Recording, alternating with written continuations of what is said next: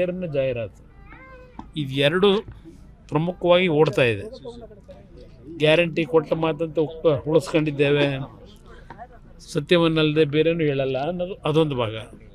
ಜಾಹೀರಾತುಗಳ ಕೈದು ಗ್ಯಾರಂಟಿಗೆ ಜಾಹೀರಾತುಗಳನ್ನ ಕೊಡ್ತಕ್ಕಂಥ ಮತ್ತೊಂದು ಕುರ್ಚಿಯ ವಿಷಯದಲ್ಲಿ ಮುಖ್ಯಮಂತ್ರಿಗಳ ಕುರ್ಚಿಯ ಬಗ್ಗೆ ಮಾತನಾಡ್ತಕ್ಕಂಥದ್ದು ಇಲ್ಲಿ ನಡೀತಾ ಇದೆ. ರಾಜ್ಯದ ಅಭಿವೃದ್ಧಿ ಬಗ್ಗೆ, ರೈತರು ಬೆಳೆದಂಥ ಬೆಳೆಗೆ ಯಾವ ರೀತಿ ಬೆಲೆ ದೊರಕಿದೆ, ಮಾರಾಟ ಮಾಡಲಿಕ್ಕಾಗಿದೆಯಾ, ಖರೀದಿ ಕೇಂದ್ರ ಮಾಡಿದ್ದಾರಾ, ಇದು ಯಾವುದು ಅವರಿಗೆ ಆ ಕಡೆ ಗಮನ ಇಲ್ಲ. ಅಭಿವೃದ್ಧಿಗಳಿರಲಿ, ಇದು ಎಲ್ಲ ಇವತ್ತು ಸಂಪೂರ್ಣವಾಗಿ ಸ್ಥಗಿತ ಆಗಿರ್ತಕ್ಕಂಥದ್ದು. ಮೆಕ್ಕೆಜೋಳದಂತೂ ಅವರು ಇಡೀ ರಾಜ್ಯದಲ್ಲೇ ಖರೀದಿ ಮಾಡಲಿಲ್ಲ, ಇಲ್ಲಿ ನಮ್ಮ ಜಿಬ್ಲಿ ಜೋಳನೂ ಖರೀದಿ ಎರಡೂ ಇಲ್ಲ. ಅದರಿಂದ ಇಲ್ಲಿ ಗ್ಯಾರಂಟಿಯ ಒಂದು ಪ್ರಾಧಾನ್ಯತೆ ಪ್ಲಸ್ ಇನ್ನೊಂದು ಚೇರಿನ ಪ್ರಾಧಾನ್ಯತೆ ಇವೆರಡೇ ಈ ರಾಜ್ಯ ಸರ್ಕಾರದಲ್ಲಿ ನಡೀತಾ ಇದೆ. ಆ ಪಕ್ಷದ ಒಂದು ರಾಷ್ಟ್ರೀಯ ಪಕ್ಷವಾಗಿ ಇತಿಹಾಸ ಇರ್ತಕ್ಕಂಥ ಪಕ್ಷ ಅಂತಾರೆ. 130 ವರ್ಷ 136 ವರ್ಷ ಏನೋ ಆಗಿದೆ ಅಂತ ಹೇಳ್ತಾರೆ. ಇವತ್ತು ಅವ್ರು ನಡ್ಕೊಳ್ತಕ್ಕಂಥ ರೀತಿ ಕಳೆದ 2.5 ವರ್ಷದಲ್ಲಿ ಹೈಕಮಾಂಡ್ಗೆ ಅವರಿಗೆ ಅದೇನೋ SIR ಅನ್ನೋದು ಬಿಟ್ಟರೆ ಬೇರೆ ಏನೂ ಇಲ್ಲ. ಈಗ ಅದು ಯಾವುದೋ ಚೈನಾ ಬಾರ್ಡ್ರ್ ವಿಷಯದ್ದು ಇಟ್ಕೊಂಡು ಕೂತಿದ್ದಾರೆ. ನೆನ್ನೆ ಬನ್ನಿ ಬಿಚ್ಕೊಂಡು ಓಡಾಡಿದ್ದಾರೆ. ಅಲ್ಲಿ ಅವರಿಗೆ ಆ ಕಡೆ ಜ್ಞಾನ.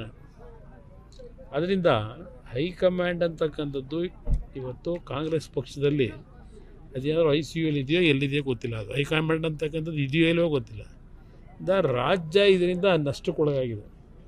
ರಾಜ್ಯದಲ್ಲಿ ಅಭಿವೃದ್ಧಿಗಳು ಸಂಪೂರ್ಣವಾಗಿ ಕುಂಠಿತ ಆಗಿರ್ತಕ್ಕಂಥದ್ದು ನಾವು ಕಾಣ್ತಾ ಇದ್ದೇವೆ. ಸರ್, ಈಗ ಸಿದ್ದರಾಮಯ್ಯ ಅವರು ಒಂದು ಆರೋಪ ಮಾಡ್ತಾ ಇದ್ದಾರೆ, ನೀವು ಕುಟುಂಬದವ್ರು ಮಾತ್ರ ರಾಜಕೀಯ ಮಾಡ್ತಿರಂತೆ, ಬೇರೆದವರಿಗೆ ಯಾರಿಗೂ ಅವರೇನು ಮಾಡಿ ಅವ್ರು ಕುರ್ಚಿ ಉಳಿಸ್ಕೊಳ್ಳೋಕೆ ಯಾವ್ಯಾವ ಹೆಸರು ಹೇಳ್ತಾವ್ರೀಗ. ನಾವು ಕುರ್ಚಿ ಉಳಿಸ್ಕೊಳ್ಳೋದಕ್ಕೆ ಇವ್ರು ತೆಗಿಯಕ್ಕೆ ಹೋದಾಗ ನಾನೇನಾದ್ರು ಒಕ್ಕಲಿಗರ ಜನ ದಂಗೆ ಹೇಳಿ ಅಂತ ಹೇಳಿದ್ನ.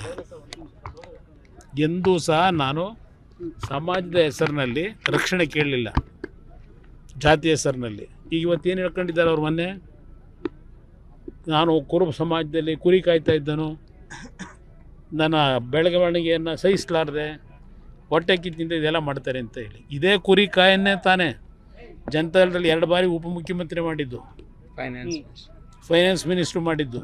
ದೇವೇಗೌಡರು ಗುರುಸ್ದೇ ಹೋಗಿದ್ರೆ ಯಾರು ಕೇಳ್ತಿದ್ದಾರೋ, ಹೇಳ್ತಿದ್ದಾರೆ ಯಾರು ಇವ್ರನ್ನ? ಅದರಿಂದ ಅವರು ಇವತ್ತು ಒಂದು ರೀತಿ ಮಾನಸಿಕ ಅಸಮತೋಲನೆಗೆ ಒಳಗಾಗಿದ್ದಾರೆ. ಇನ್ನೊಂದು ಕಡೆ ಮಾನಸಿಕವಾಗಿ ಮಾಡ್ತವ್ರೆ. ಅಪಾಯ ಅನ್ನೋರೇನು? ಅಪಾಯ ಅಂತಾರಲ್ಲ, ಯಾರದು ಅಪಾಯಿಂದು ಮರೆತುಬಿಟ್ಟವ್ರ ಸಿದ್ದರಾಮಯ್ಯನವರು. ಮಗನ್ನ MLA ಅಲ್ವ ವರುಣದಲ್ಲಿ ಇದ್ದಿದ್ದು. ಇಲ್ಲೆಲ್ಲ ರಾಯಚೂರಿನಲ್ಲೂ, ರಾಯಚೂರಲ್ಲ ನಮ್ಮ ಬಾದಾಮಿ, ಅದು ನಮ್ಮ ಪಕ್ಷದಿಂದ ಅಲ್ಲೂ ಅವರಿಗೆ ಜೀವ ಸಿಕ್ಕಿದ್ದು. ನಮ್ಮ ಅಭ್ಯರ್ಥಿನ ಸ್ವಲ್ಪ ಸೈಲೆಂಟ್ ಮಾಡಿದರೆ ಅವತ್ತೇ ಖಾಲಿಯಾಗೋರು. 2018 ಚುನಾವಣೆಯಲ್ಲಿ ಚಾಮುಂಡೇಶ್ವರಲ್ಲಿ 36,000 38,000 ಸೋತಿದ್ರು. ಇಲ್ಲಿ ಈಗ ಯಾವ ಪಕ್ಷದ ಬಗ್ಗೆ ಮಾತನಾಡ್ತಾರೆ ಅವರು ಬೆಳೆದು ಲಕ್ಷಾಂತರ ಕಾರ್ಯಕರ್ತರು ಶಕ್ತಿ ತುಂಬಿದ್ರಲ್ಲ, ಟೋಪಿ ಹಾಕಿ ಮುಖ್ಯಮಂತ್ರಿ ಆಗಬೇಕು ಅನ್ನೋ ಒಂದೇ ಉದ್ದೇಶದಲ್ಲಿ ಟೋಪಿ ಹಾಕೊಂಡು ಹೊರಟ್ರಲ್ಲ, ಅದರಿಂದ ಪಾರ್ಟಿಯಿಂದ ಹೊರಗಾಗ್ದು. ಪಾರ್ಟಿ ವಿರೋಧ ಒಕ್ಕಲಿಗರದೇನೋ ಅದಿರಲಿ, ಸ್ವಲ್ಪ ಹೇಳೋಣಂತೆ. ಈಗ ಅದರ ಹಿನ್ನೆಲೆಯಲ್ಲಿ ಅವತ್ತು ಪಾರ್ಟಿಯಿಂದ ಹೊರಗಾಕಿದ್ದು. ಪಕ್ಷ ಕಟ್ಟಬೇಕಲ್ಲ, ಇಲ್ಲ ಹೋಗಲಿ ಅವರು ನನ್ನ ಪಕ್ಷದಲ್ಲಿ ಇದ್ದಲ್ಲ, ನಮ್ಮ ಜನತಾದಳದಲ್ಲಿ, ಜಾತ್ಯತೀತ ಜನತಾದಳದಲ್ಲಿ ಯಾವತ್ತಾದ್ರೂ ಒಂದು ದಿವಸ ಬ್ಯಾನರ್ ಕಟ್ಟಿದ್ರ, ಬ್ಯಾನರ್ ಅವ್ರ ಕಡೆಯಿಂದ ಏನಾದ್ರು ಮಾಡಿಸಿದ್ರ, ಸಭೆ ಅರೇಂಜ್ ಮಾಡಿದ್ರ, ಹೋಗಿ ಬ್ಯಾನರ್ ಕಟ್ಟ ಹಗ್ಗ ಕೊಡಿಸಿದ್ರ, ಏನು ಮಾಡಿದರು? ಕೆಲಸ ಮಾಡ್ತಿದ್ದು ನಾವು, ಭಾಷಣ ಮಾಡೋಕ್ಕೆ ಬರೋರು ವೇದಿಕೆಗೆ. ಅಲ್ಲಿ ನಡೀತಿರೋದು ಅದೇ. ಈಗ ಕಾಂಗ್ರೆಸ್ನಲ್ಲಿ ಪಾಪ ಮಲ್ಲಿಕಾರ್ಜುನ್ ಖರ್ಗೆ ಡೆಲ್ಲಿಗೆ ಓಡಿಸಾಯಿತು. ಆ ಪರಮೇಶ್ವರರು ಅಧ್ಯಕ್ಷರಿದ್ದರು, ಅವ್ರನ್ನ ಚುನಾವಣೆಯಲ್ಲಿ ಸೋಲಿಸಿ ಅವ್ರನ್ನ ಮನೆಗೆ ಕಳಿಸಿ ಮುಖ್ಯಮಂತ್ರಿ ಆಗಿದ್ದರು. ಇವರಿಂದ ದೇವೇಗೌಡರು ಕುಟುಂಬದಲ್ಲಿ ಯಾವ ರೀತಿ ನಡ್ಕೊಂಡಿದ್ದೇವೆ, ಎಷ್ಟು ಜನ ರಾಜಕೀಯವಾಗಿ ಬೆಳೆದರು, ಎಷ್ಟು ಜನ ಬೆನ್ನಿಗೆ ಚುರಿ ಹಾಕಿ ಹೋದರು. ನಾವು ಬೆನ್ನಿಗೆ ಚುರಿ ಹಾಕಿ ಹೋಗಿ ಅಂತ ಹೇಳಿದ್ವಾ? ಇಲ್ಲಿದ್ದಾಗ ಚೆನ್ನಾಗೇ ಇದ್ದರು, ಯಾವುದು ಹೆಸರುಗಳು ಹೇಳೋರಲ್ಲ, ಅವರೆಲ್ಲರೂ ಇಲ್ಲಿ ಚೆನ್ನಾಗೇ ಇದ್ದವರು. ಯಾವಾಗ ದೇವೇಗೌಡರು ಬೆನ್ನಿಗೆ ಚೂರಿ ಹಾಕಿ ಕೊಟ್ಟರು ಮನೆಗೆ ಹೋದರು. ಅದಕ್ಕೆ ನಾವೇನು ಮಾಡೋಕ್ಕೈತದೆ? ಪಕ್ಷದಲ್ಲಿ ಆಗಿಲ್ವಾ? ಕಾಂಗ್ರೆಸ್ ಪಕ್ಷದಲ್ಲಿ ಎಲ್ಲಿ ಮಾಡೋರು ಇವ್ರು ಬಂದಮೇಲೆ? ಈಗ ಪಾಪ ಅದು ಯಾರೋ ಒದಾಡ್ತವ್ರಲ್ಲ,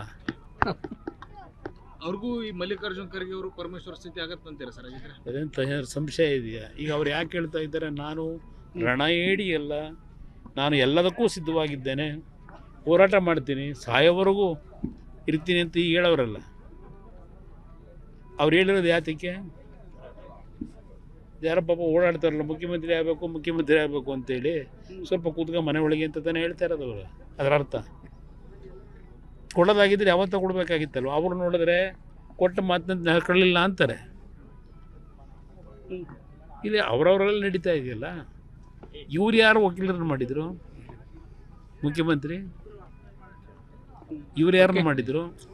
ಇದನ್ನೆಲ್ಲ ಖಾಲಿ ಮಾಡಿಸಿದ್ರು. ಅದೇನೋ ಅವರ ಕಾಂಗ್ರೆಸ್ಸಿಗೆ ಕರ್ಕೊಂಡು ಹೋದ್ರಲ್ಲ, ಅವ್ರನ್ನ ಕರ್ಕೊಂಡು ಹೋದ್ರೆಲ್ಲ ಏನಾಗವ್ರೀಗ? ಏನು ಮಾಡವ್ರು ಇವರು? ಹೇಳಕ್ಕೆ ಹೋದ್ರೆ ಪುಟಗಟ್ಟಲೆ ಹೇಳ್ಬೋದು ಇವ್ರ ಬಗ್ಗೆ, ಒಂದು ಗ್ರಂಥನೇ ಬರಿಬೋದು ಇವ್ರ ಬಗ್ಗೆ. ವೈಯಕ್ತಿಕವಾಗಿ ಯಾವುದೋ ಬೇರೆ ವಿಷಯಕ್ಕೆ ಭೇಟಿ ಮಾಡಿ, ನಾನು ಕೈಗಾರಿಕಾ ಸಚಿವನಿದ್ದೀನಿ, ಕೇಂದ್ರದಲ್ಲಿ ಏನೋ ಕೆಲಸ ಆಗಬೇಕಾಗಿತ್ತು, ಭೇಟಿ ಮಾಡಿ.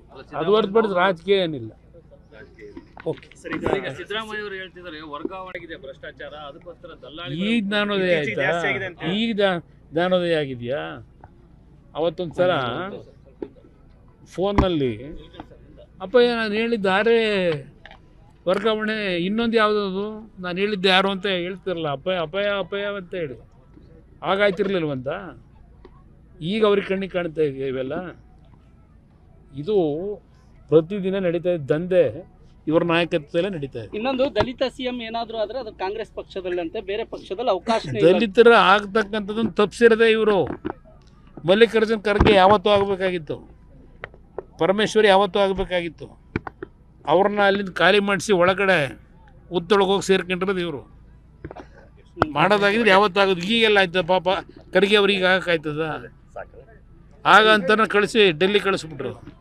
ಈಗ ದಲಿತರನ್ನ ಮಾಡ್ತಾರೆ. ಯಾಕೆ ಇಷ್ಟು ವರ್ಷದಿಂದ ಮಾಡಿಲ್ಲ? 75 ವರ್ಷದಲ್ಲಿ ಯಾಕೆ ಆಗಿಲ್ಲ?